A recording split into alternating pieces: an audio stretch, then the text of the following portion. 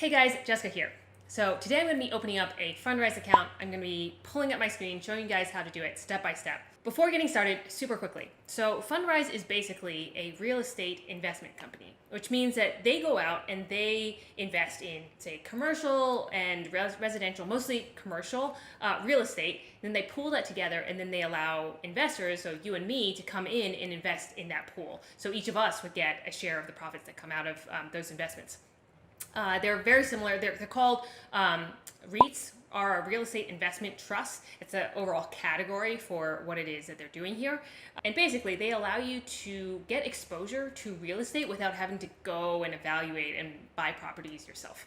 Fundrise is definitely worth considering if you want to get exposure to real estate, which, given the fact that we're probably in a bit of a bubble right now, might not be a bad idea to sort of diversify your portfolio. So we did a previous video where we reviewed Fundrise's product in more detail. I'll link to that up here.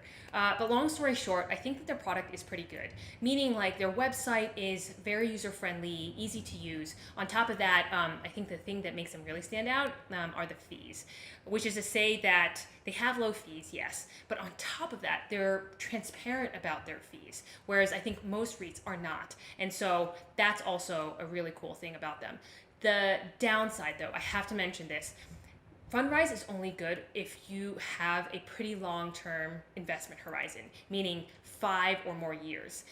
There are 2 reasons why it's a bad idea if you're thinking about less than that. The first is there's not a lot of liquidity, which is to say that, hey, if you wanted to sell tomorrow, they only have limited windows in which you can sell. And even with those limited windows, there's no guarantee that there's a potential buyer on the other side wanting to buy those shares. And then on top of that, they charge a penalty, a pretty high penalty actually, like 1 to 3% if you want to cash out your investment earlier than 5 years. So definitely keep that in mind.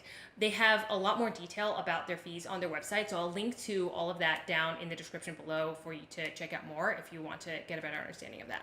All right, that's it. Jumping into it. All right, guys. So I'm on the Fundrise website. And so you probably would guess that the right next step would be to hit, one of these orange buttons to get started. But actually, before doing that, I actually recommend that you go to Google first and search for um, a way to waive the advisory fee, because they have these promotions with a bunch of different partners where they're giving 3 months, 12 months of like no advisory fee. So definitely, I think it's worth the time to find a promotion like that. So like you have to like scroll down a bit, but NerdWallet has one. You can see that it's 12 months. This Money's My Life blog has 3 months free.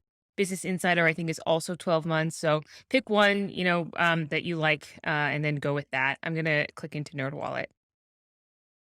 So NerdWallet has more detail about what they think about Fundrise. As I mentioned, they have this advisory fee waiver for 12 months. So you just click Learn More from the NerdWallet website.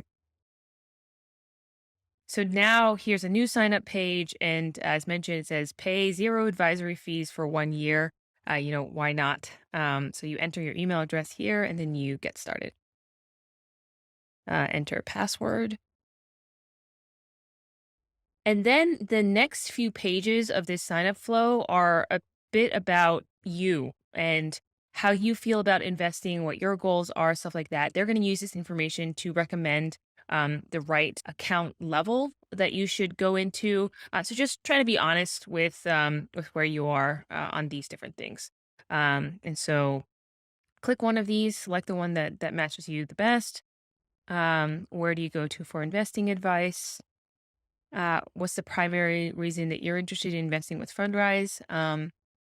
Diversification. How long do you plan to hold your investment? Remember, if you withdraw in less than 5 years, there may be a penalty.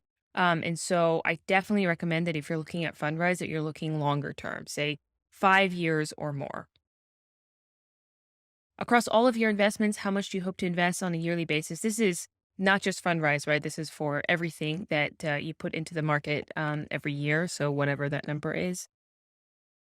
Are you an accredited investor? So this is interesting. The idea of accredited investor means that, hey, you have a net worth of greater than a million, or you're making more than 200K a year or 300K with a spouse.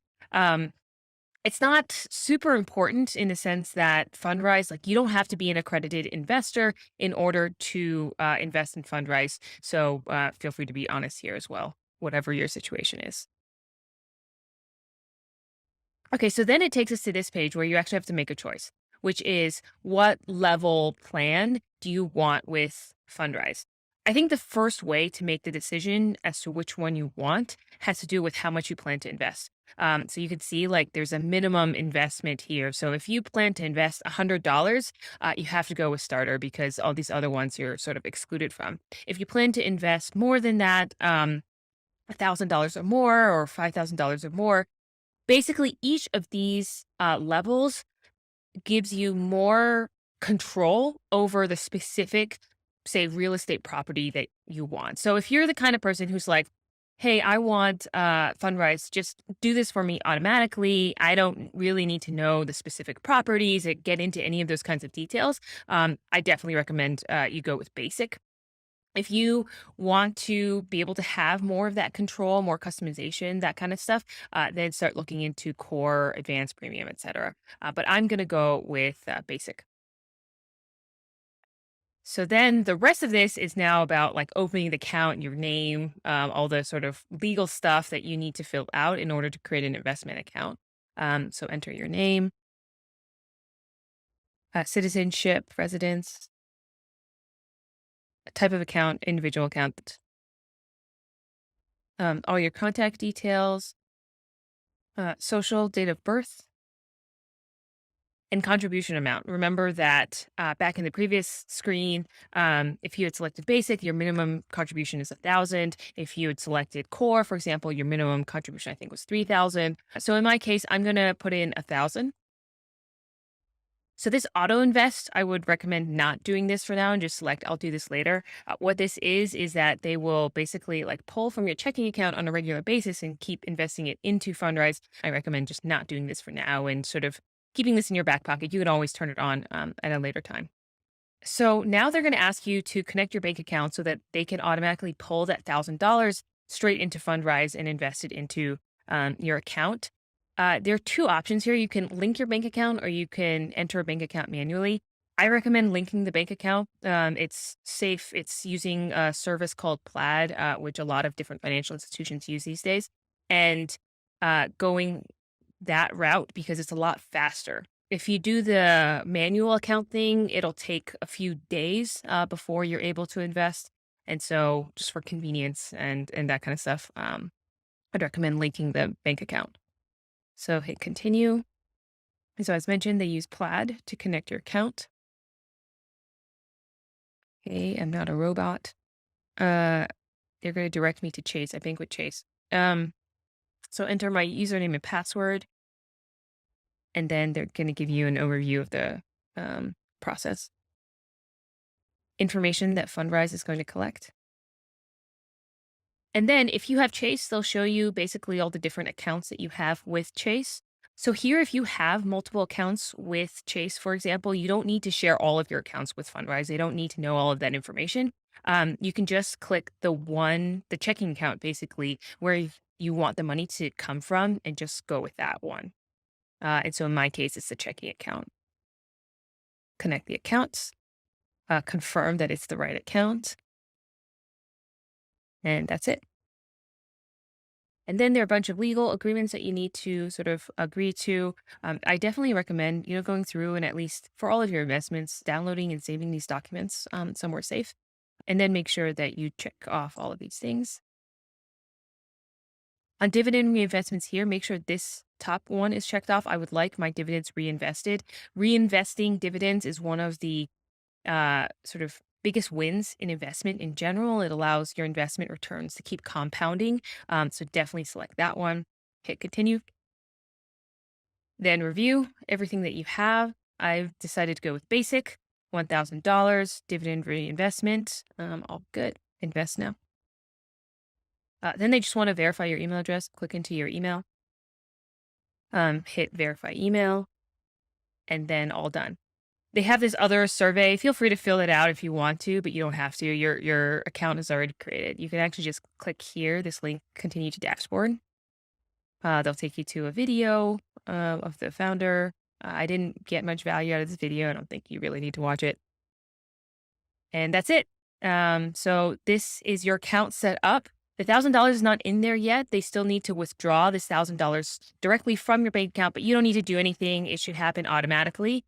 But I actually want to show you guys one of my other accounts so you guys can see what it looks like, what this dashboard looks like after the money has been invested and all that kind of stuff. So this is my other account with Fundrise. Actually, I recorded myself creating this account in the other Fundrise video, which you could definitely check out. But I had put in $3,000 into that account. It's already gone up by $427 or $428, which is great. But you can actually like click into the portfolio and then see what you're invested in, which I think is pretty cool from the Fundrise product in general. Like, for example, I can click into this growth e-REIT that they have some of my money in. You can see how it's split up, but then you can even click into like specific projects that this portfolio, this fund is invested in. So you have an idea of what kind of real estate you have in your portfolio. Cool. That's it. And that's it. If you have any other questions about investing with Fundrise, investing in real estate, whatever it is, let us know in the comments. And also, I mentioned before that we did a previous video about Fundrise, where we review the product in more detail. In that video, we also talked about opening up an IRA with Fundrise instead of a normal investment account, which is what we just did. And so if you're curious about IRAs with Fundrise, definitely check that out. I'll link that up here. Also, if you'd like more support with personal finance, definitely check out Uprise. I'll link to us in the description below. We put together Wall Street level personalized financial plans completely and 100% for free. So if you have more questions, want us to take a look at your specific situation, questions about real estate, about budgeting, about employer benefits, whatever it is, we're happy to help. And on average, we put $100K in net worth back in people's pockets. Other than that, if you got value out of this video, please give us a thumbs up, hit that subscribe button, and click the bell for notifications. I'll see you guys next time.